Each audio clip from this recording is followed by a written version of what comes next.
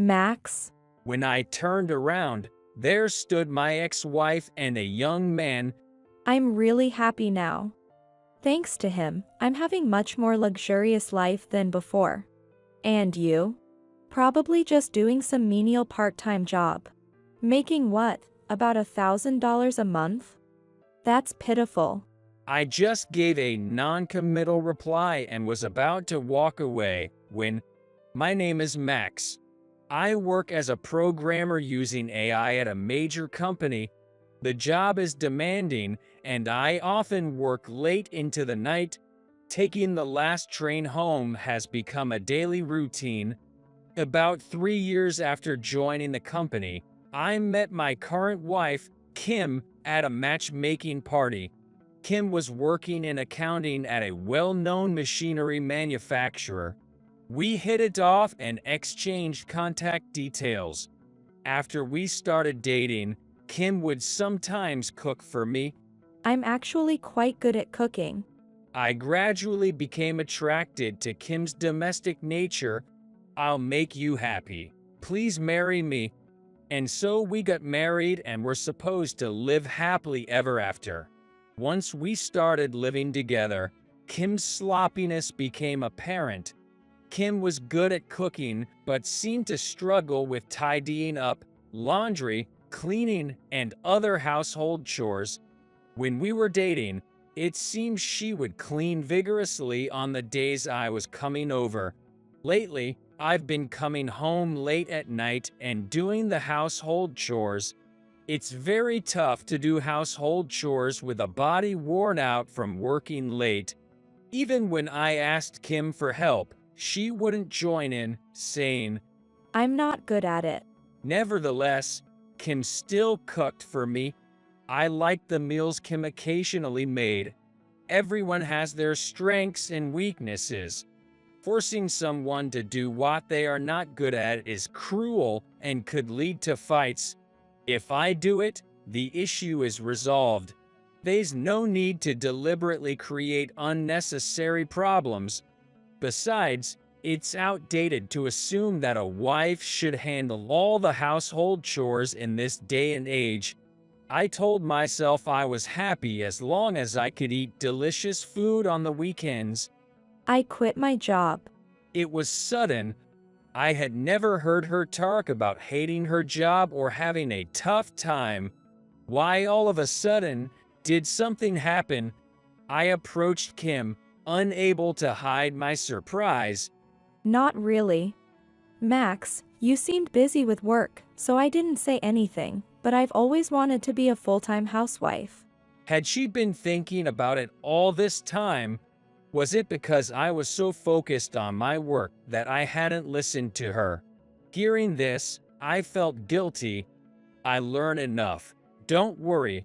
Now that she was a full-time housewife, she might try harder with the household chores she wasn't good at.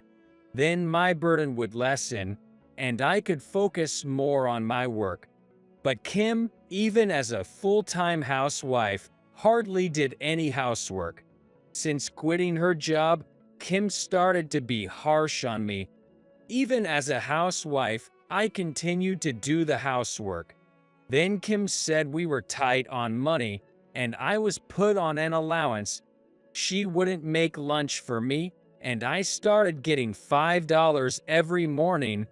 With that $5, I ate hot dogs or sandwiches. The occasional drinks with colleagues also stopped. Even if called unsociable, I never talked about my family matters. It somehow felt shameful to talk about my home life. I wondered how others saw my family situation. I couldn't consult anyone about it. Kim often went out with friends on weekends, while I worked hard and saved, eating $5 lunches. Kim seemed to be enjoying fancy lunches. More and more expensive-looking cosmetics that I had never seen before appeared. When I got home, there were cardboard boxes scattered around, presumably from online shopping. Just thinking about having to do housework after a long day at work was depressing. not to mention the clutter of cardboard boxes. Since Kim became a full-time housewife, my sleep has decreased even more. Even when I try to sleep, I find it hard to fall asleep. When I check our bank account, despite my savings, our expenses have increased more than ever. A call came in during work. It was from my in-laws. I went to a secluded break room to answer the call. Lately, I've been getting calls from Kim's parents during work like this. They don't care even when I say to stop because I'm at work. It's just for a bit. What? You can't spare time to listen to us? I ignored the call once. Then, when I got home, Kim said to me, "You're not that busy at work. It's your fault they call me because you don't answer. Make sure to pick up next time." My in-laws always just state their business and hang up. This time, it was a call from Kim's father, Ray. They both call me one after another. Every time they called, I felt more and more drained.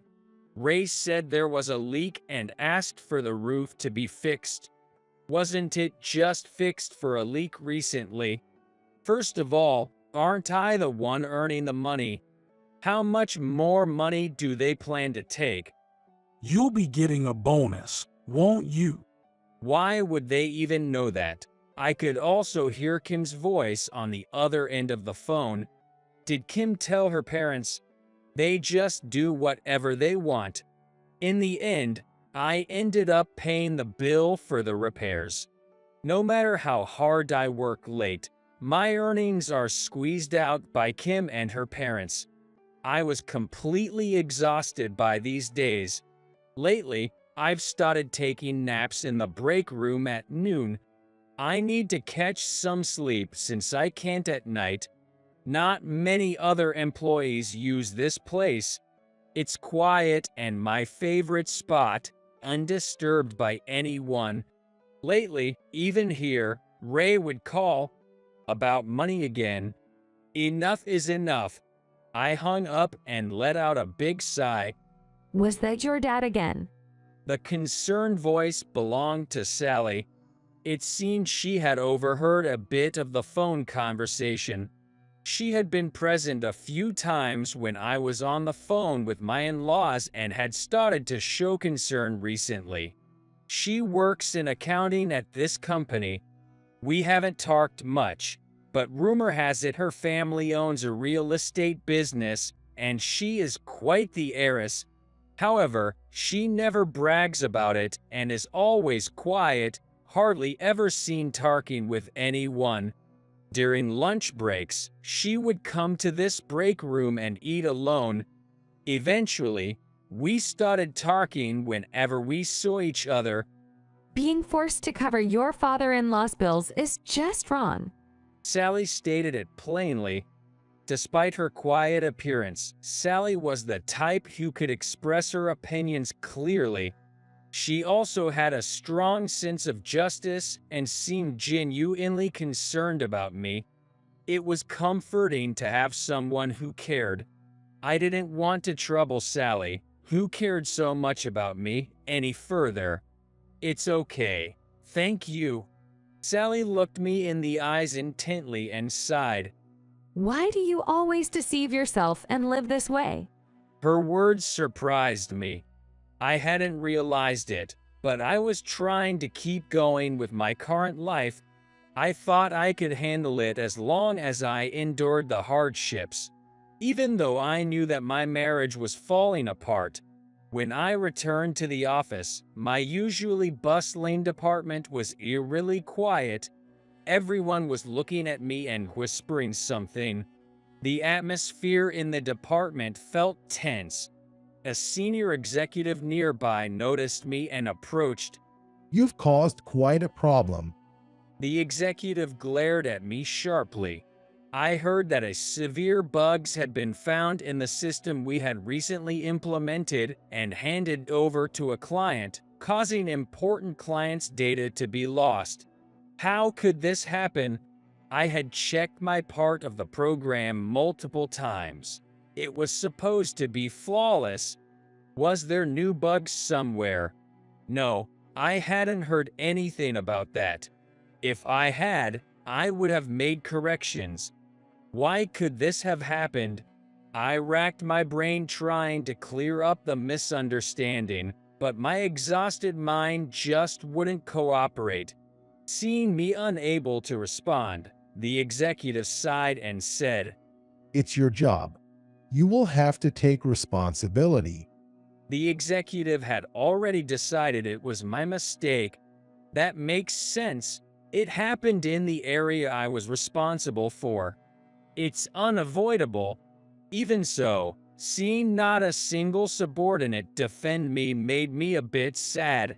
I was determined to be responsible and was dismissed as a disciplinary measure. I was shocked when I was fired from the company, but confident in my skills, I thought I'd find a new job quickly. I needed to find another job quickly because of the bills from Ray. Without earnings, I couldn't sustain my lifestyle. I went home and told Kim about my dismissal. I assured Kim that I would find a new job soon. However, Kim immediately became furious. I married you because you were a rising star in a big company. My dream is to be a housewife and live happily every day. You think you'll get a job quickly after being fired for misconduct? No company would hire you now. And you said you'd make me happy. Marrying you was a mistake. Kim started packing her things. She said she was going back to her parents' house. I tried to stop her, but it was futile. Later, I received the divorce papers and a bill for alimony. Also, a bill for the renovations from Ray arrived. I never said I'd pay, yet they assumed till the end. I was getting divorced, and I felt like saying something, but I was too tired to do anything. Exhausted, I just signed the papers without thinking. The apartment was too large for me alone after Kim left. I decided to let it go, but Kim said to split the sale price. I thought I was the only one paying till now, but I resigned myself to it. Just then, I remembered that Sally's parents were landlords. I hesitated to contact someone from my former workplace, but Sally knew my situation and their family was in real estate. I decided to rely on her. When I asked Sally for help, she kindly agreed. It must be tough for you. Leave it to me. Sally's parents' company was a well-established real estate firm with a strong presence in the region.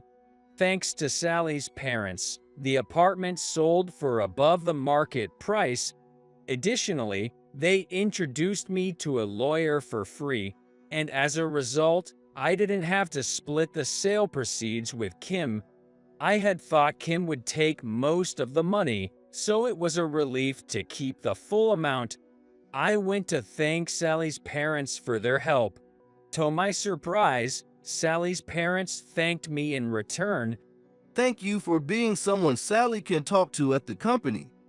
Ever since she met you, she's been brighter and talks about work more.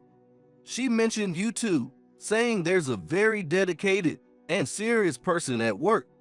Sally felt out of place at the company. I hadn't noticed because she was in a different department. I didn't sense that atmosphere when we talked in the break room, but I was surprised she talked about me. Looking at Sally, she blushed a bit and nodded shyly. We heard you're out of work. Would you consider joining our company? It's not a big corporation like the one you work for. I couldn't refuse the invitation from people who had been so kind to me. I had been thinking about finding a new job, so this offer was very welcome. After all, they had helped me so much. Now, I wanted to be useful to them. When I told Sally I'd accepted the job, she smiled brighter than I'd ever seen before. Everyone at the company was kind, and I felt comfortable there. However, the workload was heavy, and I often worked late into the night. Sally's father was concerned about this and tried to find a solution, but the sheer volume of work was overwhelming. The company did not have an IT department. The administrative staff managed the systems through outsourcing. I was assigned to strategic management, and I started working on building systems. I leveraged my expertise in AI to automate redundant tasks. In just a few months, I reduced the workload by more than half and received an award from the president. Sally was pleased as well. I was very happy to be able to help Sally's parents and the company that had taken care of me. My success in utilizing AI caught the attention of television networks, and I was featured in news programs and invited as a commentator. Joining this company changed my life. I wanted to express my gratitude to Sally and her parents, so I booked a dinner at a high-end hotel. Her father thanked me in return. Thank you for saving the company. Sally expressed her happiness about my success. As I got up to pay the bill, I heard a familiar voice. Turning around, there were Kim and a young man. Seeing me, Kim exclaimed in surprise, Max? I can't believe you'd stretch yourself to come to such a fancy hotel. Kim introduced the man. He was her current husband, working for a top trading company, earning twice as much as I used to. I'm very happy now. Thanks to him, I'm having much more luxurious life than before. And you? Probably just doing some menial part-time job. I bet it's hard to find a new job, isn't it? Probably, what, about $1,000 a month? Poor thing. And yet you come to such a fancy hotel? Can you even afford to pay the bill without crying? Realizing I had been with someone who could belittle people like this, I was disgusted with myself. I tried to calm my agitated heart and gave a non-committal reply, attempting to walk away. Sure, see you. Kim treated me like a loser. You must be frustrated, right? If you hadn't made that mistake, you could still be with me. But thanks to you, I married a better man. Kim said with a smirk, and her husband smirked behind her. A couple that enjoyed belittling others. I thought that they must truly match in their unpleasantness. As I stood there silently enduring Kim's words, Sally appeared behind me. Why don't you speak back, Max? You don't know anything. Max is earning $1,000 an hour. Sally spoke of how I turned the company around, how I was sought after by the media and had become a hot commodity, about publishing a book that became a bestseller. I was struck by the determination of the usually quiet Sally. That's right. I'm glad I divorced you. My life has changed. I'm having a great time now. Hearing this, Kim suddenly became meek and said to me, I'm sorry about back then. I want to try again. I'm definitely better than any woman you're with now. Wasn't it more fun when you were with me? Kim's husband was furious in the background. I have no lingering feelings for you, and I'm not interested in you at all. Of course, I declined and took Sally's hand, leaving the scene. Kim was being scolded by her husband, and they appeared to be on bad terms. I returned to Sally's parents with a bouquet of flowers. When I thanked them for changing my life, her father came close and whispered, Have you considered marrying my daughter? I have a divorce history. Sally overheard this and blushed shyly. Sensing something, Sally's parents suggested they leave first and departed. Sally and I spent that day talking about our past and future. I like Sally. She was the only one who cared about me when I was exhausted at my previous job. She was the only one I could talk to about the troubles at home and with my in-laws that I couldn't share with anyone else. She was incredibly helpful during the sale of the apartment, acting as a mediator between me and her parents. My current success is thanks to Sally. She rejoices in my achievements at this company. How happy I would be to spend the rest of my life with Sally. I expressed my feelings to Sally. Her face turned red, her eyes welled up with tears, and she was overjoyed. 6 months later, Sally and I had a wedding on a beach on a certain island. We could have chosen to have a lavish reception with many guests, but we opted for a modest celebration that would be memorable just for us. Sally was smiling next to me. I vowed to cherish her for a lifetime,